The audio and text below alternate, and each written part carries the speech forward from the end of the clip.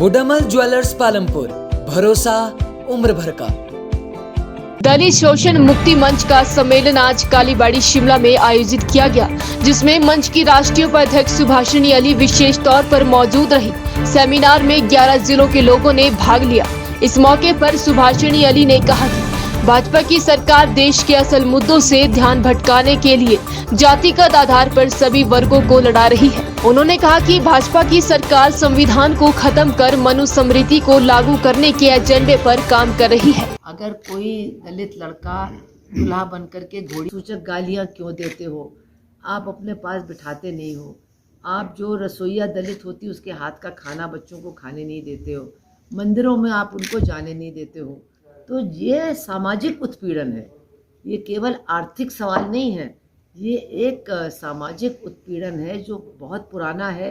लेकिन गरीबों में भी हम जब बात करते हैं तो सबसे ज़्यादा पढ़ाई से वंचित रहे हैं दलित बच्चे और बच्चियां और ट्राइबल्स, क्योंकि ये आर्थिक रूप से भी सबसे ज़्यादा पिछड़े हैं और सामाजिक रूप से भी सबसे ज़्यादा पिछड़े हैं।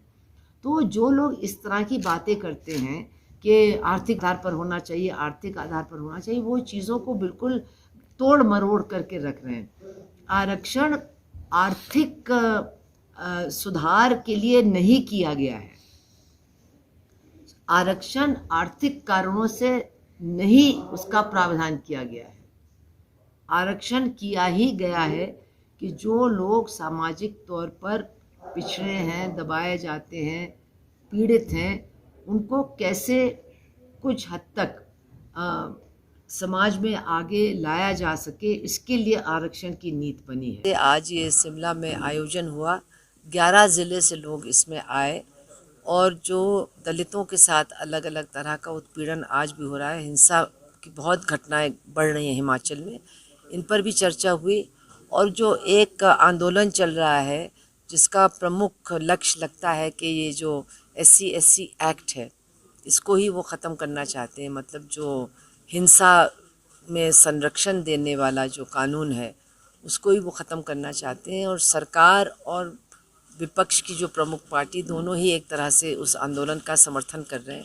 तो उससे भी एक ऐसी स्थिति पैदा हो रही है कि जो पीड़ित पक्ष है उसका उत्पीड़न और भी ज़्यादा होगा और उनके अंदर आक्रोश भी बढ़ रहा है। तो ये तमाम परिस्थितियां हैं जिनको लेकर के आज ही हमारा सम्मेलन किया गया।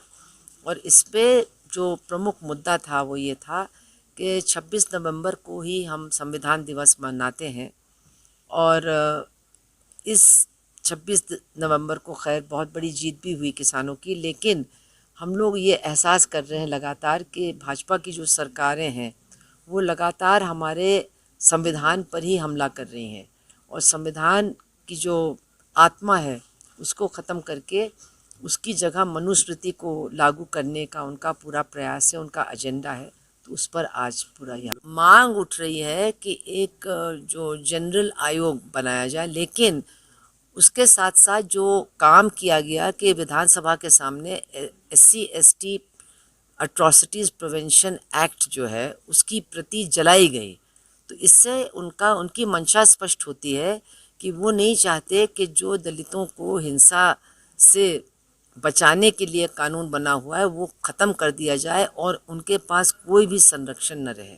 उत्थान की तो इसमें कोई बात ही नहीं है। देखिए, हमारे देश में जो आरक्षण है वो मिलता है सामाजिक कारणों से। जिनका सामाजिक उत्पीड़न हुआ है उनको आरक्षण मिला है। अब कुछ लोग कह रहे हैं कि कुछ आर्थिक पैमाने पर भी, तो कुछ EWS का भी हुआ है।